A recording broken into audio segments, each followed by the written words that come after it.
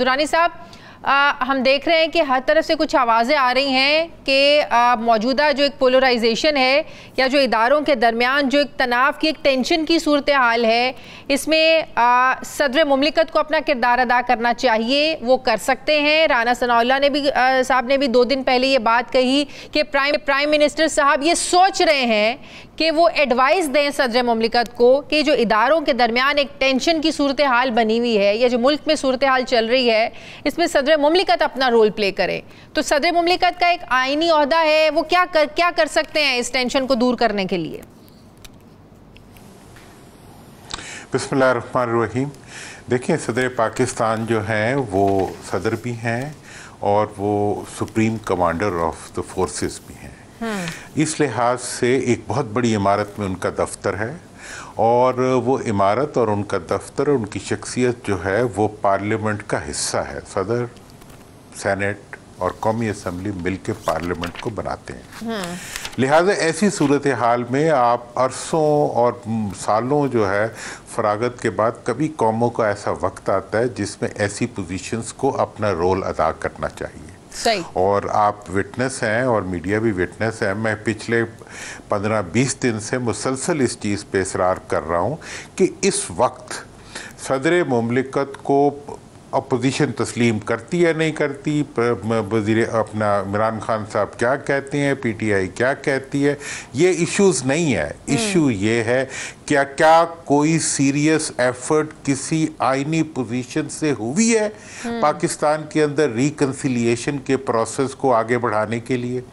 क्या सदर, वज़ीर आज़म और पार्लियामेंट के अलावा कोई जगह ऐसी है जहाँ पे ये रिकन्सिलिएशन का प्रोसेस आगे बढ़ सकता है? यकीनन नहीं। अगर पार्लियामेंट में इसने आगे बढ़ना है तो इस वक्त पार्लियामेंट के जो सरखेल हैं सदर मुमलिकत, उनको इसके अंदर अपना रोल प्ले करना चाहिए। और अगर वो नहीं करते, रोल प्ले करने से ये मरद नहीं है कि वो कहते हैं गोंगलुओं से मट्टी उतार दें, जी मैंने तो बात करती किसी ने सुना नहीं। बात ये नहीं, बात ये है कि जब आपने इलेक्शन जीतना होता है तो आप कहते हैं मैं हर एक के पास जाऊँगा, हर एक से वोट मांगूंगा, हर एक की मिन्नत करूँगा। तो आज क्या हो गया, मुल्क के लिए क्यों आप किसी की मिन्नत नहीं कर सकते?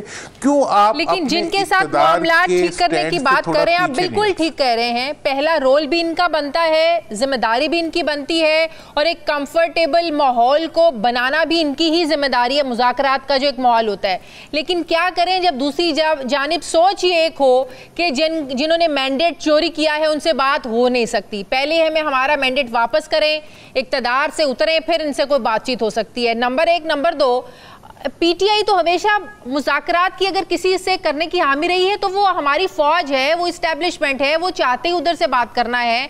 अब जो कहा जा रहा है कि जी इमरान खान आर्मी चीफ साहब को ख़त लिखना चाहते हैं, मतलब ये कि सियासी हल निकालने की तरफ खान साहब सोचते ही नहीं है कि सियासी लोगों से बात करनी है।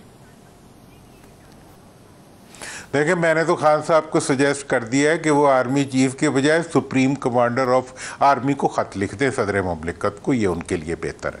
दूसरी बात ये है कि जिन लोगों ने मैंडेट चुराया है उनसे वो बिल्कुल बात ना करें, लेकिन कम अज़ कम जिन लोगों से मैंडेट वापस लेना है उनसे तो बात करें ना।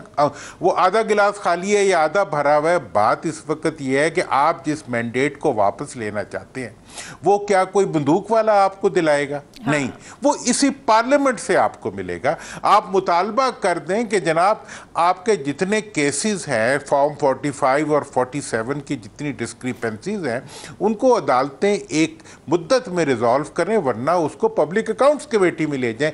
लेकिन ये सब कुछ पार्लियामेंट के बीच में होगा। और लेकिन इसमें मैं ये आपको बता दूं कि हुकूमत ने अभी तक कोई ऐसा कदम नहीं उठाया जिससे ये साबित होता हो कि वो वाकई इश्यूज पे डायलॉग करना चाहते हैं।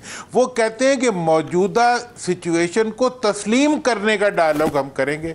वो एक पंजाबी का मामला है कि परनाला वहीं रहेगा, मतलब हम जो आ गए हैं, हमारे आने पे तो इतराज है लेकिन हम उस पर बात नहीं करेंगे, हम उस पर बात करेंगे जिस पे हम बात करना नहीं। चाहते हैं। कल जो तो ये जो नवाज शरीफ साहब ने कल जो अपने इजलास में बात की, ان کی باتوں سے کچھ اور ہی میسج مل رہا ہے. وہ تو بات کر رہے ہیں ماضی کی, ان کی باتیں ماضی سے شروع ہوتی ہیں, احتساب سے شروع ہوتی ہیں, وہ پریشان نظر آتے ہیں, وہ لگتا ہے کہ ان کی پریشانی ابھی یہیں سے دور ہی نہیں ہوئی ہے, وہ اس چیز سے آگے بڑھ ہی نہیں سکے ہیں کہ 2024 کے الیکشن میں ان کے ساتھ ہوا کیا ہے, ان کے ساتھ وعدے کیا ہوئے تھے, ان کو کہا کیا گیا تھا اور ان کے ساتھ ہو کیا گیا ہے.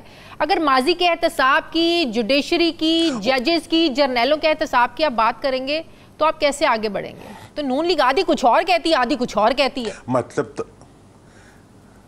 دیکھیں جی, اس نون لیگ کا مسئلہ دیکھیں, اب ایک طرف تو یہ بات ہے, دوسری طرف یہ ہے کہ ایئرپورٹ سے اترنے سے گھر تک پہنچتے پہنچتے ماضی کا سارا احتساب جو تھا وہ ہوا میں تحلیل ہو چکا تھا, تمام کیسز ختم ہو چکے تھے, ججز گھروں کو واپس جا چکے تھے. مطلب یہ ہے, اور آپ کو کیا فیور چاہیے؟ آپ کے مخالفین کے انتخابی نشان چھن چکے تھے, آپ کے مخالفین کے امیدواروں کو گھروں کے اندر اور تھانوں کے اندر بند کر دیا گیا تھا, عوام کے گلے کے اوپر جو ہے وہ انگوٹھا رکھ دیا گیا تھا, لیکن اس کے باوجود عوام نے نہیں مانا اس کو. اب تسلیم کر لیں اس کو, ورنہ اولڈ ہوم میں چلے جائیں. دیکھیں, اگر آپ آج کی حقائق کو تسلیم کرنے کی اہلیت کھو بیٹھتے ہیں تو ایسی صورت میں پھر انسان کو چاہیے کہ وہ اپنے آپ کو سنکرنائز کرے ود حالات. اس میں اولڈ ہوم میں جا کے تھوڑا سا ریکنسائل کرنا, ری تھنک کرنا. میں آپ کو ایک اور چیز سے وارن کر دوں کہ اس وقت آئی ایم ایف کی بہت ڈیپ انوالومنٹ ہے پاکستان کے اندر. اس وقت دہشت گردی کے بڑے کھلے چیلنجز ہیں پاکستان کے اندر. ایسی نہ ہو کہ پھر کہیں باہر سے آپ کو اشارے آنے شروع ہو جائیں کہ آپ آپس میں بیٹھ کے مسئلوں کو ریزالو کریں, اور ماضی میں ایسا ہوتا رہا ہے. یہ کوئی میں ایسی بات نہیں کر رہا جو سید صاحب نے بات کی ہے نا 98 میں جب کو ہوا تھا, نواز شریف صاحب جیل میں تھے تو بل کلنٹن صاحب کی مدت ختم ہونے والی تھی, اب انہوں نے ایک کنسورشیم بنوایا اور کہا کہ نواز شریف صاحب نکلیں. قطر تھا, اس میں UAE اور سعودیہ کے ساتھ مل کے انہوں نے سارے معاملات طے کیے. تو ان کے کہنے کا مطلب یہ تھا کہ اگر تب ہی ہو سکتا ہے تو اب بھی ایسا نہ ہو کہ وہاں سے کال آ جائے تو آپ کو عمران خان کو باہر نکالنا پڑے, تو آپ بہتر ہے پہلی حالات کو سلجھا دیں. ماضی کی مثالیں موجود ہیں. دیکھیں, اس سے آگے کی مثال بھی موجود ہے. NRO جب ہوا تھا مشرف صاحب کے زمانے میں, اس وقت بھی تو یہی کچھ ہوا تھا, اور مشاہد صاحب بھی اس چیز کے وٹنس ہیں, ہم بھی اس وقت چیز کے وٹنس ہیں کہ کون کون سے ملکوں کے ایمبیسیڈرز جو ہیں وہ کہاں کہاں انوالو تھے.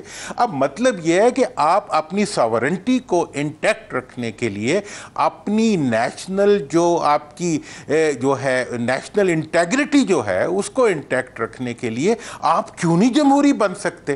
آپ کیوں نہیں ریکنسائل کر سکتے؟ آپ کیوں نہیں پیچھے ہٹ سکتے؟ پیچھے ہٹے بغیر کون سا مذاکرات ہو سکتے؟ جب آپ کسی کے کہنے کے اوپر پیچھے ہٹیں گے, اس سے بہتر نہیں ہے کہ آج آپ عزت کے ساتھ راستہ بنائیں عوام کے لیے, عوام کے ووٹ کے احترام کے لیے, ملک کی معیشت کے لیے. دیکھیں, آج کی معیشت آپ سے تقاضا کرتی ہے. ورلڈ بینک نے, IMF نے, سب نے آپ کی مدد کرنی ہے. اس مدد کے لیے آپ کے ہاتھ پھیلے ہوئے ہیں, کشکول پھیلے ہوئے ہیں, آپ کے یہ گربان پھیلے ہوئے ہیں. تو آپ کیوں نہیں عوام کے لیے مسئلہ یہ ہے انفارچونیٹلی ہمارے ہاں جمہوریت کی ڈیفینیشن اپنے اپنے مفاد میں, اپنے اپنے نظریہ ضرورت کے تحت ہم جمہوریت کی ڈیفینیشن کرتے ہیں. اپنی چلتی ہوئی حکومت کوئی گھر بھیج دے تو وہ جو ہے نا اس کو ہم آمریت بھی کہتے ہیں, غیر جمہوری کہتے ہیں. اور اگر کسی کی چلتی حکومت کو گھر بھیجنے میں آپ انوالو ہو تو وہ جمہوری ہوتا ہے. اب جو جس طریقے سے عمران خان کی چلتی حکومت کو گھر بھیجا گیا, بھلے ہی آئینی ایک طریقہ تھا عدم اعتماد کے ذریعے, لیکن آپ حکومتیں چلنے تو دیں. مسئلہ یہ ہے کہ جمہوریت کی ڈیفینیشن آج تک نہ کوئی سمجھا پایا ہے نہ کوئی سمجھ پایا ہے. پاکستان میں جمہوریت کی صرف 2 ڈیفینیشنز ہیں, ایک ذاتی مفاد اور ذاتی تجارت. ہماری جو حکومت ہوتی ہے وہ ہمارے ذاتی مفاد کے حصول کا نام ہوتا ہے, اور حکومتی کارکردگی جو ہوتی ہے وہ ایک تجارت کا نام ہوتا ہے. آپ پاکستان کی کسی پروڈکشن کے اندر, پاکستان کی پروڈکٹیوٹی کے اندر, ایون اگر زراعت بھی پروڈیوس کرنے پہ آ جائے آپ اس کو بھی تجارت بنا دیتے ہیں. اگر گندم پیدا ہو جائے تو آپ اس کو اپنی ذاتی تجارت بنا کے امپورٹ اور ایکسپورٹ کا بزنس بنا دیتے ہیں. آپ پاکستان میں کسی چیز کو پیدا ہی نہیں ہونے دیتے سوائے بزنس کے اور پراپرٹی کے. آپ نے پورے ملک کو ایک ذاتی مفادات کی جاگیر بنا کے اپنے خاندانی آمریتوں کو قائم رکھنے کے لیے, اپنے بچوں کے لیے ایک جوائے لینڈ بنانے کے لیے آپ نے اس کو ایک ویڈیو گیم بنا کے رکھ دیا ہے ملک کو.